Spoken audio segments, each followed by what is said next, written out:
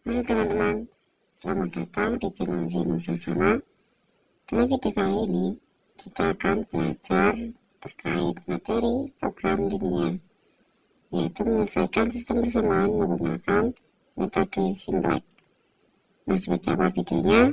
Simak video berikutnya.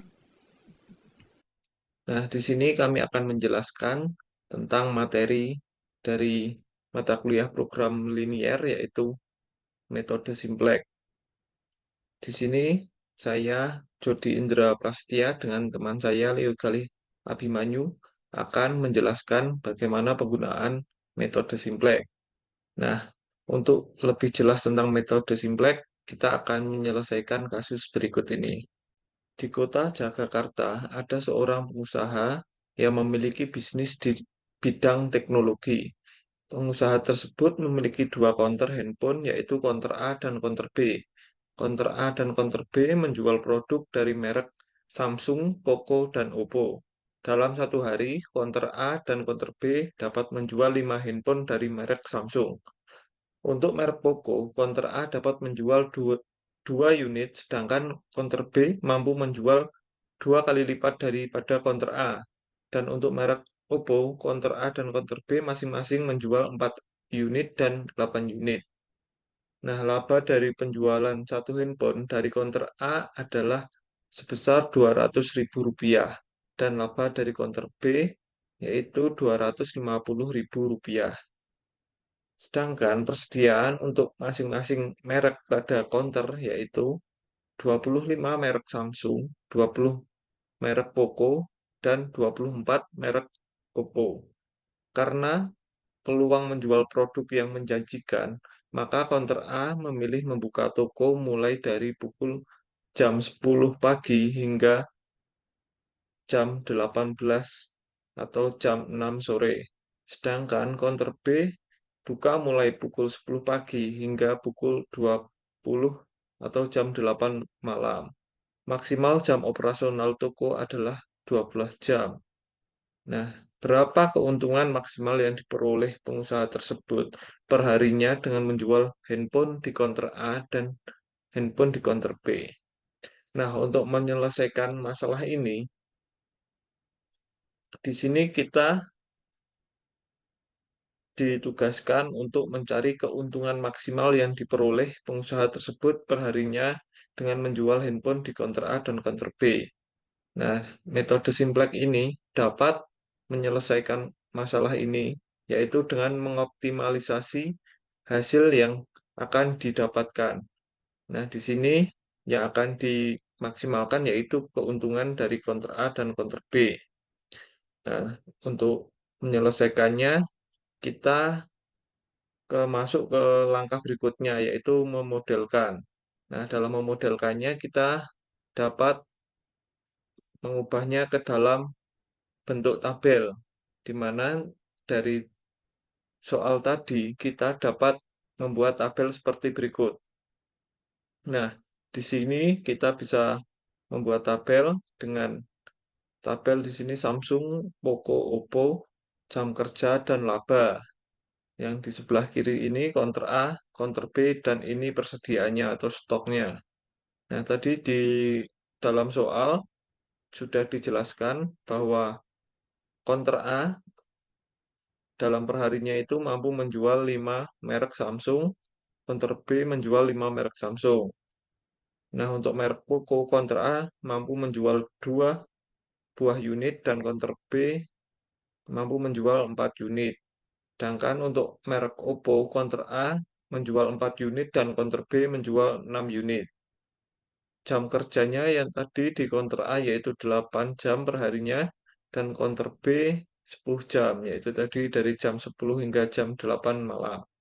Nah, laba yang diperoleh dari konter A yaitu 200.000 dan laba dari konter B 250.000. Stoknya tadi untuk Samsung yaitu 25, Poco 20, dan Oppo 24. Nah, setelah diperoleh tabelnya ini, kita bisa melakukan permisalan, di mana nanti dari model ini kita akan membuat suatu persamaan. Nah, di sini kita misalkan X yaitu banyaknya penjualan HP counter A dan Y sama dengan banyaknya penjualan HP counter B.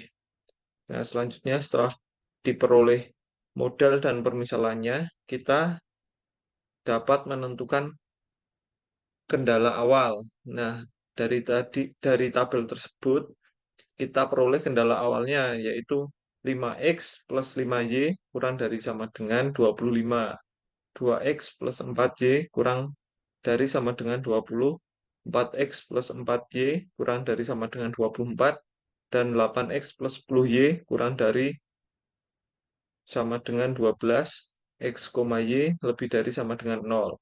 Dengan Z max atau nanti yang akan kita cari optimalnya itu yaitu Z max sama dengan 200.000 X ditambah 250.000 Y, yaitu ini rumusnya. Nah, tetapi sebelum kita mengerjakan menggunakan metode simplex, ada suatu persyaratan lagi, yaitu mengubah kendala awal ini ke dalam bentuk standar simplex, di mana 5X plus 5Y kurang dari sama dengan 25, kita ubah menjadi 5X plus 5Y plus S1 sama dengan 25. Nah, untuk S1 ini adalah variabel tambahan. Nanti seterusnya hingga ke S4, mana prosesnya yaitu tadi sama 2X plus 4Y kurang dari sama dengan 20 menjadi 2X plus 4Y plus S2 sama dengan 20. Dan selanjutnya 4X plus 4Y plus S3 sama dengan 24 hingga 8X plus 10Y plus S4 sama dengan 12. Nah, diperoleh selanjutnya X, Y, S1, S2, S3, S4 lebih dari sama dengan 0. Nah, diperoleh Z-nya yaitu menjadi 200.000 X plus 250.000 Y ditambah 0 S1 ditambah 0 S2 ditambah 0 S3 ditambah 0 S4. Nah, selanjutnya setelah diperoleh bentuk standar simplex dari kendala awalnya, kita masuk ke dalam untuk ke dalam pengoperasiannya, yaitu menggunakan metode simplex. Nah, untuk mempermudah pengoperasiannya, kita menggunakan Excel yang akan diterangkan oleh teman saya, yaitu Leo Kaliha Abimanyu. Oke, teman-teman. Nah, di sini kita akan menyelesaikan permasalahan tadi dengan menggunakan metode simplex dengan bantuan Excel. Nah, langkah pertama yang harus teman-teman lakukan yaitu teman-teman harus membuat kendala awal dari permasalahan tadi. Nah, di sini sudah saya tuliskan. Nah, kalau sudah, teman-teman bisa rubah kendala tersebut ke bentuk simplex terlebih dahulu. Nah, seperti ini. Kalau sudah, dari bentuk simplex tadi, teman-teman bisa masukkan ke tabel dengan ketentuan tersebut yang sudah saya buat di sini. Teman-teman bisa ikuti saja. Nah, langkah selanjutnya yang harus dilakukan adalah kita akan mencari nilai pivotnya atau nilai kunci. Nah, seperti apa? Yang pertama kita harus lakukan adalah mencari kolom pivotnya atau kolom kuncinya, yaitu di sini adalah ZC. Nah, ZC di sini kita bisa cari dengan rumus sum product ini dan juga ini. Nah, di sini teman-teman jangan lupa dikunci atau kasih dolar. Kalau sudah, teman-teman bisa drag. Oke. Nah, selanjutnya adalah mencari nilai ZC min CC, yaitu nilai ZC tadi. Kita kurangi dengan nilai CC. Maka akan ketemu seperti berikut. Oke. Nah, untuk menentukan kolom pivot, teman-teman bisa lihat di bagian baris di sini, ZC min CC. teman-teman bisa lihat atau pilih nilai yang paling minimum. Nah, di sini kita punya nilai yang paling minimum yaitu min 250.000. Maka di sini kita akan pilih menjadi kolom pivotnya. Oke, selanjutnya adalah mencari baris pivot. Nah, bagaimana caranya? Yaitu RHS. Sini kita bagi dengan kolom pivot. Oke, RHS bagi kolom pivot. Oke, seperti ini teman-teman.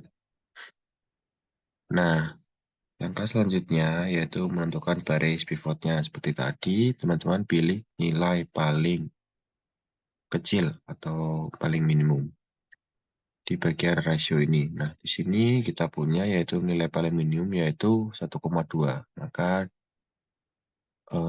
diperoleh garis pivotnya yaitu di baris keempat atau S4 di sini. Oke, oleh karena itu ketemu nilai kuncinya yaitu 10 pada baris keempat gitu. Nah, untuk menentukan apakah iterasi ini berlanjut atau tidak, teman-teman bisa lihat di bagian baris ini. Nah, jika ada atau masih terdapat nilai negatif, maka iterasi tersebut harus dilanjutkan. Nah, di sini dapat dilihat bahwa masih terdapat nilai negatif. Oke. Langkah selanjutnya, teman-teman harus melanjutkan ke iterasi selanjutnya. Di sini kalian teman-teman bisa buat lagi tabel seperti tadi. Nah, nilai pivot ini kita akan gunakan untuk menentukan nilai-nilai yang ada pada iterasi selanjutnya. Seperti itu. Nah, di sini tadi kita peroleh nilai pivotnya yaitu 10 pada baris keempat, yaitu di sini. Nah, untuk menentukan nilai di sini berapa, teman-teman harus membuat leading one, yaitu membuat nilai 10 ini menjadi 1. Yaitu dengan cara B4 aksen, yaitu yang iterasi terbaru, di mana 10 ini yaitu B4 iterasi sebelumnya, dibagi dengan bilangan itu sendiri, yaitu 10 biar menjadi 1. Nah, di sini saya tuliskan rumusnya. Nah, di sini maaf, berarti dibagi 10. Oke, kita lanjutkan yaitu di sini dibagi dengan bilangan itu sendiri biar menjadi leading one atau kita buat 1. Nah, jangan lupa teman-teman kunci. Nah, kalau sudah teman-teman bisa tinggal tarik. Oke. Nah, untuk baris selanjutnya yaitu teman-teman bisa gunakan rumus yang di sini. Berarti kita akan mencari P3 aksen, yaitu pada iterasi yang terbaru ini, yaitu sama dengan P3 seperti iterasi sebelumnya, yaitu 6, ditambah min B6 kali B4 aksen. Berarti iterasi yang terbaru baris keempat. Berarti ini. Nah, di sini teman-teman jangan lupa juga dikunci. Seperti ini. Lalu teman-teman bisa tinggal drag lagi. Oke. Nah, untuk baris yang kedua dan pertama itu sama. Teman-teman tinggal tentukan atau sesuaikan barisnya. Jadi untuk B2 berarti B2 aksen berarti B2 tambah min B2 kali B4 aksen. Terus dikunci. Oke. Teman tarik.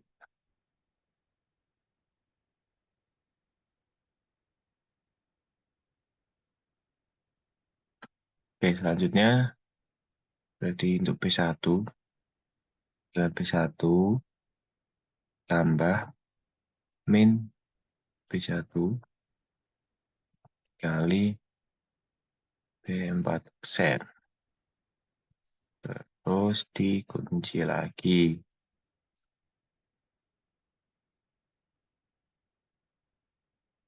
Oke. Kalau sudah, tinggal kita drag lagi. Oke. Maka kita ketemu nilai-nilainya. Oke. Oh iya, teman-teman tambahan. Sebelum teman-teman melakukan langkah tadi, yaitu mencari nilai-nilai di sini, teman-teman bisa ubah dulu di bagian CB dan juga maksudnya kolom CB dan juga kolom CC ini. Oke, tadi di sini berarti, nah teman-teman, kita lanjutkan. Nah, tadi kan kita ketemu nilai atau baris pivotnya yaitu pada S4 dan juga kolomnya yaitu pada variabel Y. Maka di sini kita tukar teman, kita ubah untuk S4-nya yaitu kita ubah menjadi Y. Dan juga untuk nilai CB-nya berarti di sini kita peroleh 2500. Seperti ini, teman-teman. Nah, sudah kalau teman-teman ubah seperti tersebut, teman-teman baru atau bisa lakukan langkah-langkah untuk menentukan nilai pada tabel di sini tadi. Oke. Kalau sudah seperti tadi, teman-teman bisa mencari nilai ZC itu dengan rumus yang sama seperti tadi.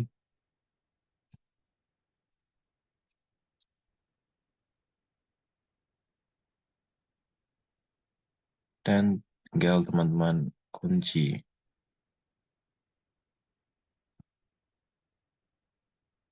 Oke. Lalu teman-teman bisa drag. Di sini berarti ZC min CC. Berarti CC dikurangi CC.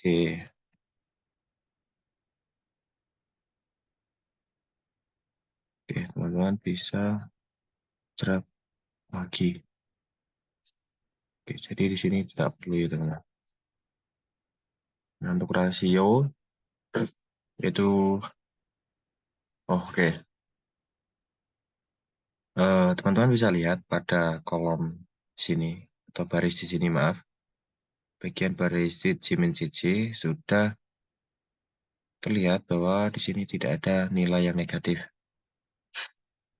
Oke, oleh karena itu iterasi ini kita hentikan pada iterasi yang pertama.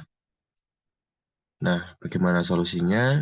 Solusinya teman-teman lihat pada baris ZC di sini dan juga kolom RHS. Maka akan ketemu nilai solusinya yaitu 300.000. Oleh karena itu nilai Z kita peroleh yaitu sebesar 300.000. Nah, oleh karena itu dapat disimpulkan dari permasalahan tadi diperoleh keuntungan maksimum yaitu 300.000. Yaitu teman-teman.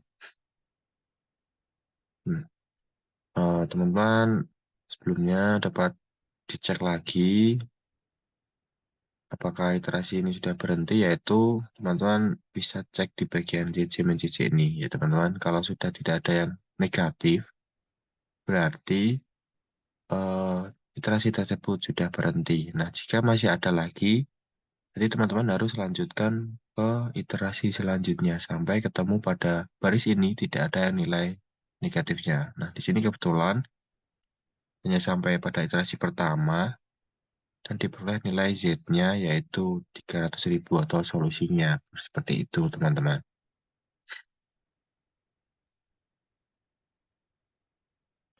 Oke teman-teman, terima kasih sudah menonton video ini.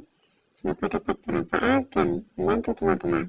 Terima kasih sudah menonton dan sampai jumpa.